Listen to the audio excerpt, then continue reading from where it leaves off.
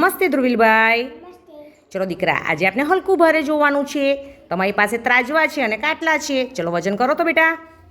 ત્રાજવામાં વજન કરીએ, જે પલ્લું નીચું નમે એ વસ્તુ ભારે કહેવાય અને વસ્તુ મૂક્યા પછી પલ્લું ઉપર રહે એ વસ્તુ હલકી કહેવાય. કયું ભારે છે અને હલકું કયું છે? નીરભાઈ, એક બાજુ મણકા મૂકો અને એક બાજુ પથ્થર મૂકો.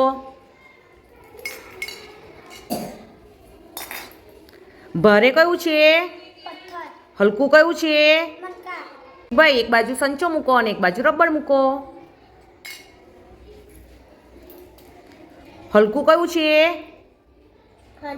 અને ભારે શું છે? ભાઈ, કયું હલકું છે અને ભારે? હલકું કયું છે અને ભારે? હલકું કયું છે અને ભારે? ભારે કયું છે અને હલકું? હલકું કયું છે? ભારે? ભારે કયું છે? હલકું? હલકું કયું છે? ભારે?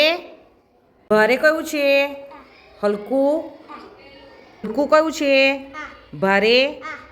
ભારે કયું છે? હલકું? ભારે કયું છે? હલકું? ભારે? હલકું? ભારે? હલકું? ભારે? હલકું?